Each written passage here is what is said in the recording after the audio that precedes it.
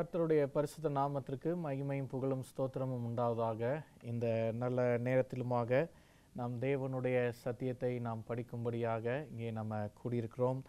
நிச்சயமாக ஆண்டவர் கொடுக்கக்கூடிய செய்தி இந்த உலகத்தினுடைய மகா அழிவிலிருந்தும் உங்களை பாதுகாக்கும் என்பதை நான் நம்புகிறேன். இந்த நாளிலும் இந்த செய்தியை தேவன் ஆசீர்வதித்து கொடுப்பதற்காக நாம் யாவும் கண்களை மூடி நாம் ஜெபம் செய்வோம். எங்களை நேசிக்கும் எங்களெல்லாம் ஆண்டவரே, இந்த நல்லதொரு நேரத்திற்காக நாங்கள் நன்றி செலுத்துகிறோம். உம்முடைய கிருபை எங்களுக்கு போதும். எங்களுடைய பலவீனத்தில் உம்முடைய பலன் பூரணமாய் விளங்கட்டும். பரலோகத்தின் தேவனே, நாங்கள் எங்களுடைய கண்களை திறந்து பார்க்கும்போது வேதத்தின் அதிசயங்களை நீர் எங்களுக்கு வெளிப்படுத்தி அருளும். இயேசுவின் நாமத்தினால் நாங்கள் ஜெபிக்கிறோம். எங்கள் ஜெபம் கேள் நல்ல தகப்பனே, ஆமென். இந்த நாளிலும் நாம் தியானத்திலே பார்க்க இருக்கிறதானது தாவீதை குறித்து நாம் படிக்க இருக்கிறோம். இந்த தாவீதை குறித்து நாம் பல்வேறு அனுபவங்களை, பல்வேறு சாட்சிகளை நாம் பல்வேறு கோணங்களிலே நாம் படித்திருப்போம்.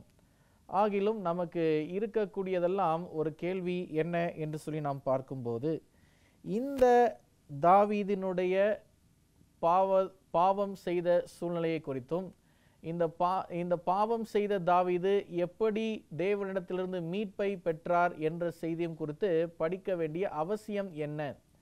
நம்முடைய மனதிலே சில நேரத்திலே கேள்விகள் எழும்பும். இந்த தாவீது என்பவர் இஸ்ரவேலினுடைய வெற்றி சிறந்த ஒரு ராஜா. இந்த ராஜாவாகிய தாவீதை குறித்து ஏன் இப்படி ஒரு கருப்பான சரித்திரத்தை நாம் படிக்க வேண்டும் என்று சொல்லி வேதத்திலே அதற்கான ஒரு பதில் இருக்கிறது. 1 கொரிந்தியர் 10வது அதிகாரம் 11, 12 ஆகிய வசனங்களை நாம் பார்க்கும்போது வேதம் சொல்லியிருக்கிறது, இவைகளெல்லாம் திருஷ்டாந்தங்களாக அவர்களுக்கு சம்பவித்தது, உலகத்தின் முடிவிலுள்ள நமக்கு எச்சரிப்புண்டாகும்படி எழுதப்பட்டும் இருக்கிறது என்று நாம் வேதத்திலே நாம் வாசிக்கிறோம். எனவே உலகத்தினுடைய முடிவு நாட்களில் இருக்கக்கூடிய நமக்கும் ஒருவேளை தாவீது ராஜாவுடைய வாழ்க்கையில் சம்பவித்தது போல நம்மளுடைய வாழ்க்கையிலும் சம்பவிக்கலாம்.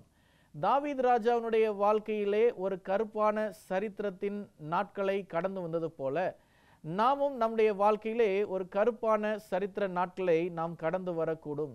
தாவீதை போல நாமும் கருப்பான சரித்திர நாட்களை நாம் கடந்து வர வேண்டியதாக இருக்கும் என்று சொன்னால், இன்றைக்கு இந்த தாவீது எப்படி இந்த அனுபவத்தை கடந்து வந்தார், எப்படி தேவனாலே மீட்பை பெற்றார் என்பதையும் நாம் அறிந்திருக்க வேண்டும். ஏனென்றால் இந்த உலகத்தினுடைய முடிவிலும் இதற்கு ஒப்பான சம்பவங்கள் நடக்கும் என்பதை நாம் பரிசுத்த வேதத்திலிருந்து நாம் அறிந்திருக்கிறோம்.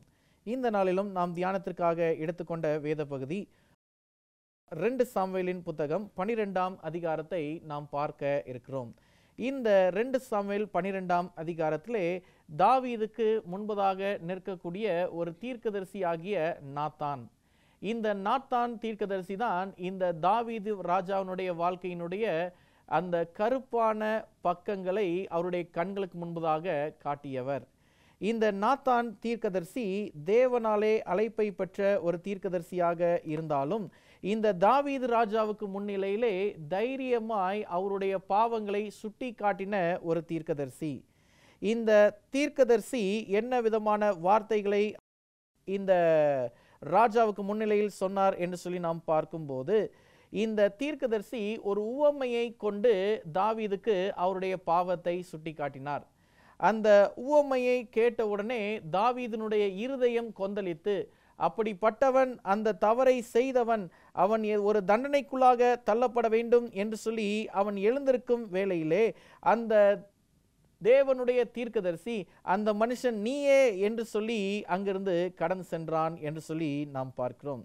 எனவே இந்த தாவீதினுடைய அனுபவத்திலிருந்து நாம் பார்க்கும்போது, அந்த தாவீது அந்த பாவம் செய்த நாட்களிலே பாதுகாப்பாய் இருந்தாரா என்று சொல்லி நாம் பார்க்கும்போது அந்த பாதுகாப்பை அவர் இழந்து போனார். அந்த பாதுகாப்பை அவருக்கு மீட்டு கொடுப்பதற்காக தேவனாகிய கர்த்தர் இந்த நாத்தான் தீர்க்கதரிசி மூலமாக அவர் செய்த பாவத்தை அந்த ராஜாவுக்கு அவர் கண்டித்து உரைத்தார். எனவே வேதம் சொல்லியிருக்கிறது பாருங்க, 2 சாமுவேல் 12ஆம் அதிகாரம் 5ஆம் 6ஆம் வசனத்தை மாத்திரம் நாம் பார்ப்போம். வேதம் சொல்லியிருக்கிறது, அப்பொழுது தாவீது அந்த மனுஷன் மேல் மிகவும் கோபம் உண்டவனாகி நாத்தானை பார்த்து, இந்த காரியத்தை செய்த மனுஷன் மரணத்திற்கு பாத்திரன் என்று கர்த்தருடைய ஜீவனை கொண்டு சொல்லுகிறேன், அவன் இரக்கமற்றவனாய் இருந்து இந்த காரியத்தை செய்தபடியானால் அந்த ஆட்டுக்குட்டிக்காக நாளத்தினை திரும்ப செலுத்த வேண்டும் என்றான். அப்பொழுது நாத்தான் தாவீதை நோக்கி, நீயே அந்த மனுஷன், இஸ்ரவேலின் தேவனாகிய கர்த்தர் சொல்கிறது என்னவென்றால், நான் உன்னை இஸ்ரவேலின் மேல் ராஜாவாக அபிஷேகம் பண்ணி உன்னை சவுலின் கைக்கு தப்புவித்து. எனவே தேவனாகிய கர்த்தர் இந்த தாவீதை எந்த விதமான இக்கட்டான சூழ்நிலையிலே ராஜாவாக அமர்த்தினார் என்பது தாவீதுக்கு தெரியும். அதே சமயத்திலே இந்த தாவீது என்ன பாவம் செய்திருக்கிறார் என்று சொல்லி நாம் பார்க்கும்போது, தன்னுடைய ராஜாவினுடைய அரண்மனையில் இருக்கும்போது அவர் கீழே தன்னுடைய கண்களுக்கு முன்பதாக பார்த்த ஒரு பெண்ணை பார்த்த உடனே மோகம் கொண்டதினாலே, இச்சை கொண்டதினாலே அந்த பெண்ணோடு சில தவறான உறவுகளை கொண்டு அந்த பெண்ணையும் தன்னுடைய மனைவியாக மாற்றிக்கொண்டு பிறனுடைய மனைவியை இச்சித்து இந்த தாவீது பாவம் செய்கிறவனாகவும் கற்பனைகளை முறியடிக்கிறவனாகவும் இருந்தான் என்பதை நாம் பார்க்கிறோம். எனவே தாவீது ராஜாவாக சிம்மாசனத்தில் இருந்த நாட்களிலே தன்னில் இருக்கக்கூடிய பாவத்தை தன்னால் உணர்ந்து கொள்ள முடியவில்லை. எனவே தன்னில் இருக்கக்கூடிய பாவத்தை உணர்ந்து கொள்வதற்கு ஏதுவாக ஆண்டவர் ஒரு தீர்க்கதரிசியை கொண்டு இதை சுட்டி காட்டுகிறார். எனவே இன்றைக்கு நம்மளுடைய வாழ்க்கையிலும் சில நேரங்களில் நம்மிடத்தில் இருக்கிற பாவத்தை நம்மளாலே உணர்ந்து கொள்ள முடியாது. அந்த பாவத்தை உணர்த்தி காட்டுவதற்காக தேவன் பரிசுத்த ஆவியானவரை பயன்படுத்துவார், அல்லது நாம் வேதத்தை தியானிக்கும் போது நம்மோடு பேசுவார், அல்லது தேவ செய்திகளை கேட்கும் போது நம்மோடு பேசுவார். காரணம் என்னன்னு சொன்னா பார்க்கும்போது, நம்மில் இருக்கக்கூடிய பாவங்கள் இயேசுவின் நாமத்தினாலே அறிக்கை செய்யப்படுகிறதாக இருக்க வேண்டும் என்று சொல்லி, இந்த தாவீதுக்கும் அப்படிப்பட்ட ஒரு சூழ்நிலை தான் இருந்தது. அந்த தாவீதினுடைய வாழ்க்கையிலே அவர் செய்த பாவத்தை அது பாவம் என்று சொல்லி தனக்குத்தானே அறிந்து கொள்ள முடியாத ஒரு சூழ்நிலை. எனவே இந்த சூழ்நிலையிலே நாம் பார்க்கும்போது தாவீது தான் கொலை செய்யப்பட வேண்டும், தாவீது தான் அதற்கு ஈடான இழப்பீடுகளை செய்ய வேண்டும். இதை கேட்டவனுடைய இந்த தாவீது கர்த்தருடைய பார்வைக்கு எப்படி தெரிந்தான் என்று சொல்லி நாம் பார்க்கும்போது 9ஆம் வசனம் சொல்லியிருக்கிறது. 2 சாமுவேல் 12ஆம் அதிகாரம் 9ஆம் வசனம், கர்த்தருடைய பார்வைக்கு பொல்லாப்பான இந்த காரியத்தை செய்து அவருடைய வார்த்தையை நீ அசட்டை பண்ணினது என்ன? ஏத்தியனாகிய உரியா நீ பட்டயத்தால் மடிவித்து அவன் மனைவியை உனக்கு மனைவியாக எடுத்துக்கொண்டு அவனை அம்மோன் புத்திரரில் பட்டயத்தாலே கொன்று போட்டாய். எனவே அந்த தீர்க்கதரிசி தாவீது செய்த குற்றத்தை மிகவும் மிகவும் துல்லியமாக அவர் வெளிப்படுத்துகிறவராக இருக்கிறார். எனவே 10வது வசனத்துல பேசுறார் பாருங்க, இப்போதும் நீ என்னை அசட்டை பண்ணி ஏத்தியனாகிய உரியாவின் மனைவியை உனக்கு மனைவியாக எடுத்துக்கொண்டபடினால் பட்டயம் என்றைக்கும் உன் வீட்டை விட்டு விலகாதிருக்கும் என்று சொல்லி நாம் பார்க்கிறோம். நீ இப்படி செய்தெல்லாம் உன் வீட்டுக்கான பாதுகாப்பு, இந்த பாவம் உன்னுடைய வீட்டில் இருக்கும் என்று சொன்னால் இந்த பாவத்தினுடைய விளைவையும் நீ பெற்றுக்கொள்ள வேண்டும். இன்னைக்கு தேவனுடைய பிள்ளைகளாக இருக்கிற நீங்களும் நானும் நம்முடைய கிறிஸ்தவ வாழ்க்கையிலே நாம் தொடர்ந்து துணிகரமாக பாவத்தை நாம் செய்கிறவர்களாகவும் தேவனுடைய பிரமாணங்களை நாம் முறியடிக்கிறவர்களாகவும் நாம் துணிகரமாக நாம் செயல்படுவோம் என்று சொன்னால் தேவனுடைய பாதுகாப்பு நம்ம மேலும் இருக்காது, நம்முடைய வீட்டின் மேலும் இருக்காது. இந்த வசனத்தில் சொல்லப்பட்டிருக்கிறது போல நம்முடைய வீட்டின் மேலாக எப்போதும் பட்டயம் நம்மை விட்டு விலகாது இருக்கும். அப்படி என்றால் நம்ம வீட்டில் தொடர்ந்து உபத்திரவங்கள் இருக்கும், தொடர்ந்து கஷ்டங்கள் இருக்கும், சில நேரத்திலே தொடர்ந்து மரண ஓலங்களும் கூட நம்முடைய வீட்டிலே நீடித்திருக்கலாம் பாவத்தின் விளைவாக. எனவே இப்படிப்பட்ட சூழ்நிலையிலே தாவீது ராஜாவினுடைய வீடு இருக்கும் என்று சொன்னால் அது தேச ஜனங்களுடைய பார்வைக்கு அந்த ராஜாவினுடைய அரண்மனை எப்படிப்பட்ட காட்சியை கொடுக்கிறதாக இருக்கும். எனவே தேவனாகிய கர்த்தர் இந்த தாவீதுக்கு நினைவுபடுத்துறாரு. என்ன என்று சொல்லலாம் பார்க்கும்போது 11ஆம் வசனத்தை பார்ப்போம். கர்த்தர் சொல்லுகிறது என்னவென்றால், இதோ நான் உன் வீட்டிலே பொல்லாப்பை உன்மேல் எழும்ப பண்ணி உன் கண்கள் பார்க்க ஸ்திரீகளை எடுத்து உனக்கு அடுத்தவனுக்கே கொடுப்பேன், அவன் இந்த சூரியனுடைய வெளிச்சத்திலே உன் ஸ்திரீகளோட சயனிப்பான் என்று நம் வேதத்திலே நாம் பார்க்கிறோம். எனவே இதெல்லாம் நடந்துச்சு. அந்த தாவீதினுடைய வம்சாவளியில் வந்த தாமார், அம்னோன் மற்றும் இவர்களுக்கிடையே நடந்த அந்த விதமான பலவந்தப்படுத்தப்பட்ட ஒரு நிகழ்வு, அதுக்கப்புறம் அவர்கள் மேலே விரோதித்து வந்த அந்த அப்சலோமை விரோதித்து வந்த ஒரு கூட்டம், இப்படின்னு சொல்லி பார்க்கும்போது இந்த குடும்பத்தில் தொடர்ந்து பார்க்கும்போது அவலமான நிலைமைகள் நடக்கிறது. தொடர்ந்து பார்க்கும்போது அவர்களுக்கு உபத்திரவமும் வேதனைகளும் இருந்து கொண்டே இருக்கிறது. தேவ ஜனமே, கிறிஸ்தவ பிள்ளைகளே, உங்களுடைய வாழ்க்கையில் நீங்கள் செய்த பாவங்கள் கருப்பு சரித்திரமாக பதிக்கப்பட்டிருக்கிறதா? அந்த கருப்பு சரித்திரமாக அது இருக்கும் என்று சொன்னால், இன்றைக்கு உங்களுடைய இருதயம் நொறுக்கப்பட வேண்டிய ஒரு இருதயம், உங்களுடைய இருதயம் இன்றைக்கு இயேசுவினுடைய வசனத்தினாலே மாற வேண்டிய ஒரு இருதயம், உங்களுடைய இருதயம் இன்றைக்கு பரிசுத்த ஆவியானவராலே புதுப்பிக்கப்பட வேண்டிய ஒரு இருதயம். ஏனென்றால் உங்களுடைய இருதயத்தில் பாவம் தங்கும் போதெல்லாம் உங்கள் மேலே பட்டயமானது அது வைக்கப்பட்டதாக இருக்கிறது. என்றைக்கும் நம்ம மேலே பட்டயம் இருக்கும் என்று சொன்னால், என்றைக்கும் நாம் அதனுடைய பாதுகாப்பை நாம் இழந்தவர்களாக நாம் இருக்கிறோம். ரோமரின் நிருபம் 2ஆம் அதிகாரம் 4ஆம் வசனத்தை பார்ப்போம். ரோமர் 2:4. அல்லது தேவ தயவு நீ குணப்படும்படி உன்னை ஏவுகிறதென்று அறியாமல் அவருடைய தயவு, பொறுமை, நீடிய சாந்தம் இவைகளின் ஐஸ்வர்யத்தை அசட்டை பண்ணுகிறாயா? எனவே நீங்க நம்மளிடத்திலே கேட்கப்படக்கூடிய ஒரு கேள்வி, தேவ தயவு நீ குணப்படுவதற்காக ஏவுதல் செய்யப்படுகிறது, அதை அறியாமல் ஆண்டவருடைய பொறுமையையும் அவருடைய நீடிய சாந்தத்தையும் அவருடைய ஐஸ்வர்யத்தையும் நாம் அசட்டை பண்ணுகிறவர்களாக இருக்கிறோமா? இன்னைக்கு நம்மளுடைய வாழ்க்கையிலே பாவ அறிக்கை செய்யாதவர்களாக நாம் வாழ்வோம் என்று சொன்னால், தேவனுடைய தயவை அசட்டை பண்ணுகிறவர்கள். இந்த தாவீது ராஜாவும் தேவனுடைய தயவை அசட்டை பண்ணினவர்களில் ஒருவரான இந்த தாவீது. தேவ ஜனமே, உங்களுடைய வாழ்க்கையிலும் என்னுடைய வாழ்க்கையிலும் இன்னைக்கு ஆண்டவர் கற்றுக் கொடுக்கக்கூடிய பாடம். பேதுருவை வைத்து ஆண்டவர் ஒரு பாடத்தை கற்றுக் கொடுக்கிறார் பாருங்க.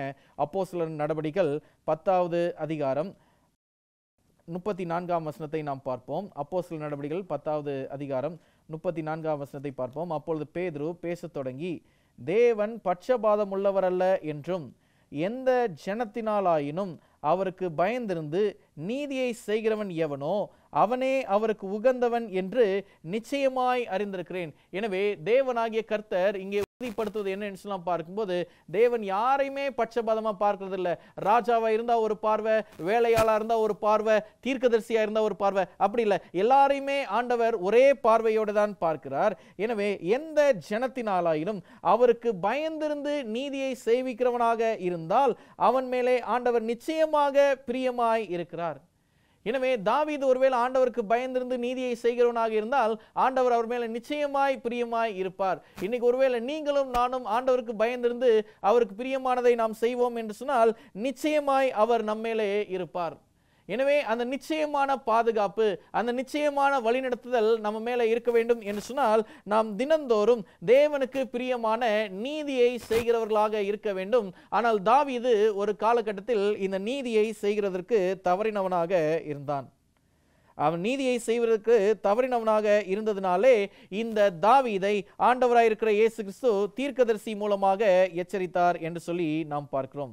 13வது வசனத்தை நாம் பார்ப்போம். தாவீது சொன்ன வார்த்தைகள் 2 சாமுவேல் 12ஆம் அதிகாரம் 13ஆம் வசனம்.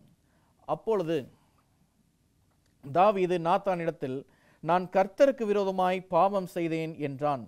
நாத்தான் தாவீதை நோக்கி, நீ சாகாதபடிக்கு கர்த்தர் உன் பாவம் நீங்க செய்தார். வேதம் சொல்லுகிறது பாருங்க, தாவீது சொல்வது, நான் பாவம் செய்தேன் என்று சொன்னால் அந்த பாவத்தினுடைய விளைவு என்ன? மரணம் என்பதை அவன் அறிந்திருக்கிறான். அதை கர்த்தருக்கு விரோதமாக செய்தேன் என்று சொல்லி தாவீது அறிக்கையை கொடுக்கும்போது நாத்தான் சொல்லும் வார்த்தை, நீ சாகாதபடிக்கு கர்த்தர் உன்னுடைய பாவங்களை அவர் மன்னித்தார், நீங்க செய்தார் என்று சொல்லி நாத்தான் அங்கே சொல்லுகிறதை நாம் பார்க்கிறோம். 14ஆம் வசனத்தை பார்ப்போம். வேதம் சொல்லுகிறது, ஆனாலும் இந்த காரியத்தினாலே கர்த்தருடைய சத்துருக்கள் தூஷிக்க நீ காரணமாய் இருந்தபடினால் உனக்கு பிறந்த பிள்ளை நிச்சயமாய் சாகும் என்று சொல்லி நாத்தான் தன் வீட்டுக்கு போய்விட்டான். எனவே தாவீதுக்கும் பத்ஷிபாவுக்கும் பிறந்த மூத்த குழந்தையானது மரித்து போனது என்பது நாம் பரிசுத்த வேதத்திலிருந்து நாம் அறிந்திருக்கிறோம். எனவே இப்ப தாவீது இதெல்லாம் உணர்ந்ததுக்கு அப்புறம் தன்னுடைய வாழ்க்கையிலே மிகவும் மிகவும் ஒரு வேதனையோடு இருக்கக்கூடிய நேரத்திலே தேவனிடத்திலே தன்னை ஒப்புரவாக்கும்படியாக ஒரு சங்கீதத்திலே ஒரு ஜெபத்தை ஏறெடுக்கிறார்.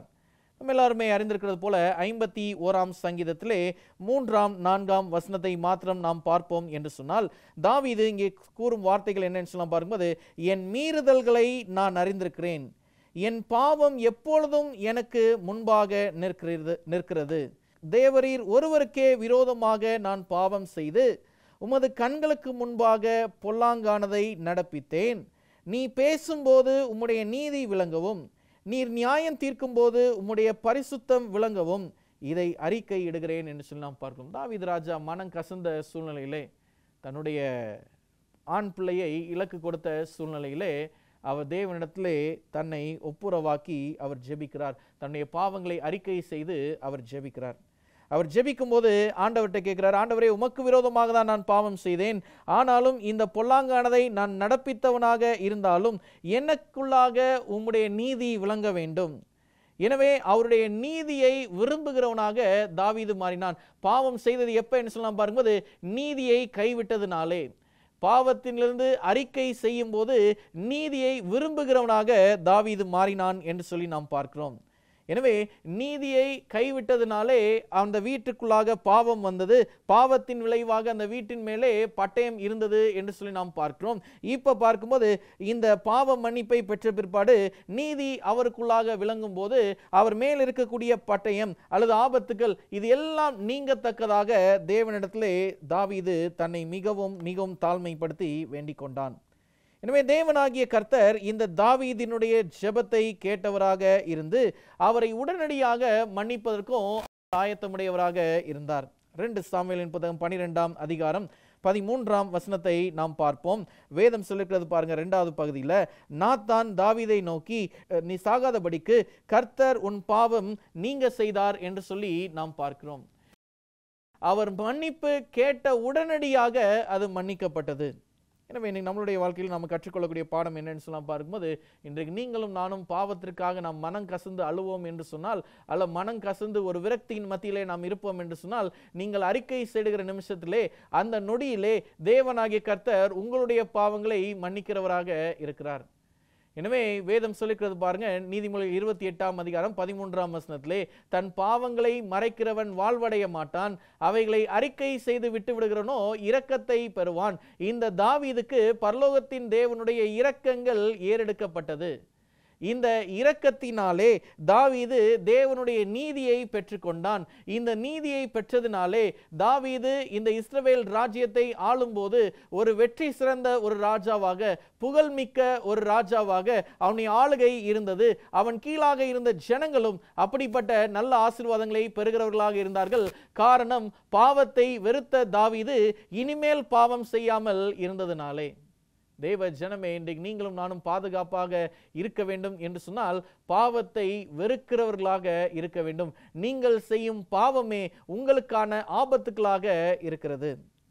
சில நேரத்திலே நம்முடைய தேசங்களே நாம் ஒரு சில சட்டத்திட்டங்களை நாம் அறிந்திருப்போம். தேசத்தின் சட்டங்கள் ஒன்று, வேதாகமத்திலும் நமக்கென்று சில சட்டத்திட்டங்கள் கொடுக்கப்பட்டிருக்கிறது. இந்த சட்டத்திட்டங்களை எப்பெல்லாம் மீறுதல் செய்கிறோமோ அப்பெல்லாம் நமக்கு ஒரு ஆபத்து வரும். எனவே தேசத்தின் சட்டங்களை மீறும் போது ஒரு ஆபத்து என்று சொன்னால், வேதத்தின் சட்டத்தை மீறும் போதும் நம்முடைய வாழ்க்கை நிலை ஒரு ஆபத்தை நோக்கிதான் கடந்து செல்கிறது. தாவீதுக்கு தெரியும், இந்த கற்பனைகள் எல்லாம் விபச்சாரம் செய்யாதிருப்பாயாக, பிறனுடைய மனைவியை இச்சியாதிருப்பாயாக, கொலை செய்யாதிருப்பாயாக, இந்த கட்டளைகள் இந்த சட்டத்திட்டங்கள் எல்லாம் தெரிந்தும் அவர் மீறி சென்று துணிகரமாக பாவம் செய்தவராக இருக்கிறார். அதனுடைய விளைவையும் தாவீது சந்தித்தார். தாவீதினுடைய குடும்பமும் அந்த விளைவை சந்தித்தது. தாவீதுக்கும் பத்ஷிபாளுக்கும் பிறந்த அந்த மூத்த ஆண் குழந்தையும் மரித்து போயிற்று.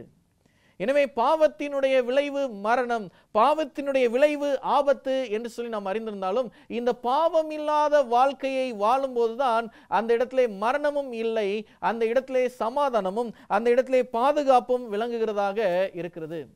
தேவனுடைய நீதியை தேடினவனாக தாவீது மாறினார் என்று சொல்லி நாம் பார்க்கிறோம். எனவே வேதம் சொல்லிக்கிறது பாருங்க, 51ஆம் சங்கீதத்தில் தாவீது வேண்டுகிற விதத்தை நாம் பார்க்கும்போது, வேதத்திலிருந்து இந்த வசனத்தை நாம் பார்ப்போம். 10வது வசனத்தை நாம் பார்ப்போம். 51ஆம் சங்கீதம் 10ஆம் வசனத்தை, தேவனே சுத்த இருதயத்திலே என்னை சிருஷ்டியும், நிலைவரமான ஆவியை என் உள்ளத்திலே புதுப்பியும், உமது சமூகத்தை விட்டு என்னை தள்ளாமலும் உமது பரிசுத்த ஆவியை என்னிடத்திலிருந்து எடுத்துக்கொள்ளாமலும் இரும். ஆண்டவர்கிட்ட தாவீது கேட்பது என்ன என்று சொல்லலாம் பாரும்போது, ஆண்டவரே எனக்கு சுத்தமான இருதயத்தை தாருங்க, நிலைவரமான ஆவியை என்னுடைய உள்ளத்திலே கொடுத்தருளுங்க. என்னிடத்தில் இருக்கக்கூடிய பரிசுத்த ஆவியானவரை நீங்கள் எடுத்துக்கொள்ளாதீர்கள். ஏனென்றால் நாங்கள் உம்முடைய சமூகத்தை விட்டு நான் துரத்தப்படக்கூடாது. உம்முடைய சமூகத்திற்கு நான் நெருங்கினவராக அருகாமையிலே நான் இருக்க வேண்டும் என்பதுதான் தாவீதினுடைய விண்ணப்பமாக இருக்கிறது. இந்த தாவீதை பத்தி பார்க்கும்போது நம்ம 84ஆம் சங்கீதத்துல ஒரு வசனத்தை வாசிக்கிறோம். வேதம் சொல்லிருக்கிறது பாருங்க. 84ஆம் சங்கீதம் 10வது வசனத்தை நாம் பார்க்கும்போது, 1000 நாளை பார்க்கிலும் உமது பிரகாரங்களில் செல்லும் ஒரே நாள் நல்லது. ஆகாமிய கூடாரங்களில் வாசமாய் இருப்பதை பார்க்கிலும் என் தேவனுடைய ஆலயத்தின் வாசற்படியில் காத்திருப்பதையே தெரிந்து கொள்வேன். தாவீதினுடைய வாஞ்சை எல்லாம் ஆண்டவருடைய ஆலயத்திலே தங்கியிருக்க வேண்டும், ஆண்டவருடைய பிரசன்னத்திலே இளைப்பாற வேண்டும், அங்கே காத்திருப்பதே தன்னுடைய வாழ்க்கையில் கிடைத்திருக்கிற ஒரு மேலான ஸ்லாக்கியம் என்பதை அவர் நினைத்து, தாவீது ராஜா தன்னுடைய வாழ்க்கையிலே ஆண்டவருடைய பிரசன்னத்தை விரும்பினதினாலே பரலோகத்தின் தேவன் தாவீதை உயர்த்த ஆரம்பித்தார் என்று சொல்லி நாம் பார்க்கிறோம். தேவ ஜனமே, இன்னைக்கு உங்களுடைய வாழ்க்கையிலும் என்னுடைய வாழ்க்கையிலும் நீங்களும் நானும் செய்யக்கூடிய தொழுகை எப்படிப்பட்டதாக இருக்கிறது? உங்கள் தொழுகையினாலே அல்லது நீங்கள் செய்யக்கூடிய ஜெபத்தினாலே இதை பார்க்கக்கூடிய மற்ற ஜனங்கள் உங்களில் இயேசுவை பார்க்கிறார்களா? நீங்கள் உங்களுடைய சந்தோஷத்தை பார்க்கும்போது உங்களில் இயேசுவை பார்க்கிறார்களா? உங்களுடைய வாழ்க்கையில் வெற்றியை பார்க்கும்போது உங்களில் இயேசுவை பார்க்கிறார்களா? இந்த தாவீது ராஜா வெளிப்படுத்துவது என்னன்னு சொல்லலாம் பார்க்கும்போது, இந்த தாவீது ராஜாவுடைய பக்தி வினயமான வாழ்க்கையை பார்த்த அநேக ஜனங்கள் தாவீதினுடைய நன்மையை அவர்களும் பெற்றுக்கொண்டார்கள் என்று சொல்லி நாம் பார்க்கிறோம். தேவ ஜனமே, இன்றைக்கு நீங்களும் நானும் வாழ்ந்து கொண்டிருக்கிற இந்த உலகத்திலே நாமும் பாவம் செய்து மரல விழுந்த ஜனமாக தான் இருக்கிறோம். ஆனாலும் தேவனிடத்திலே நாம் கேட்போம், தாவீதை போல, தேவனே என்னை சுத்த இருதயத்தாலே என்னை சிருஷ்டியும், நிலைவரமான ஆவியை எனக்கு கொடுத்தருளும். எனவே தேவனிடத்திலிருந்து நாம் கேட்க வேண்டியது ஒன்றே ஒன்றுதான். என்ன என்று சொல்லலாம் பார்க்கும்போது, இந்த வசனத்தை நாம் கடைசியாக நாம் வாசித்து நாம் நிறைவு செய்வோம். 51ஆம் சங்கீதம் 9ஆம் வசனத்தை நாம் பார்ப்போம். வேதம் சொல்லுகிறது, என் பாவங்களை பாராதபடிக்கு நீர் உமது முகத்தை மறைத்து என் அக்கிரமங்களை எல்லாம் நீக்கி அருளும். இன்னைக்கு ஆண்டவர்கிட்ட நம்ம கேட்போம், ஆண்டவரே நீங்க என்னை பாதுகாக்கணும் என்று சொன்னால் எங்களுடைய பாவங்களை நீங்க பாராதீங்க ஆண்டவரே, உங்களுடைய முகத்தை எங்களிடத்திலிருந்து மறைத்துக் கொள்ளாதீர்கள், எங்களுடைய அக்கிரமங்களை எல்லாவற்றையும் நீங்கள் நீக்கி அருளும். தேவனாகி கர்த்தர் தாவீதுக்கு மன்னித்தது போல இந்த நாளின் செய்தியை கேட்ட உங்களுக்கும் எனக்கும் நம்முடைய பாவங்களை மன்னித்து நமக்கு ஏற்ற பாதுகாப்பை கொடுத்து இந்த பூமியிலே நம்மை வாழ செய்வாராக. அப்படிப்பட்ட நன்மையை நாம் பெறுவதற்காக இந்த நேரத்திலே நாம் கண்களை மூடி நாம் ஜெபம் செய்து நம்மை ஆண்டவரிடத்திலே ஒப்பு கொடுப்போம். ஜெபம் செய்வோம். எங்களை நேசிக்கும் எங்களெல்லாம் ஆண்டவரே, இந்த நல்லதொரு நேரத்திற்காக உமக்கு நாங்கள் நன்றி செலுத்துகிறோம். தாவீது ராஜாவுடைய வாழ்க்கையில் பார்த்தோம் ஆண்டவரே, உனக்கு பிரியமான தாசன் என்று சொல்லி அழைக்கப்பட்டிருந்தாலும் தாவீதின் வாழ்க்கையிலும் ஒரு கருப்பு சரித்திரம் இருக்கிறது. அதை போல ஆண்டவரே, எங்களுடைய வாழ்க்கையிலும் ஒரு கருப்பு சரித்திரம் இருக்கிறது ஆண்டவரே. அந்தரங்க பாவமானாலும் ரகசிய பாவங்கள் ஆனாலும் இந்த நேரத்திலே உம்முடைய நாமத்தினாலே அவைகளை அறிக்கை செய்கிறோம். தாவீதுக்கு எப்படி உம்முடைய பரிசுத்த ஆவியானவரை கொடுத்து தாவீதினுடைய பாவங்களை நீர் உடனடியாக மன்னித்தீரோ, அப்படியே எங்களுக்கும் நீர் மன்னித்தருளும். உம்முடைய பிரசன்னத்தின் இளைப்பாறுதல் எங்களோடு இருக்கட்டும். இயேசுவின் நாமத்தினாலே ஜெபிக்கிறோம் எங்கள் ஜெபத்தில் நல்ல தகப்பனே, ஆமென்.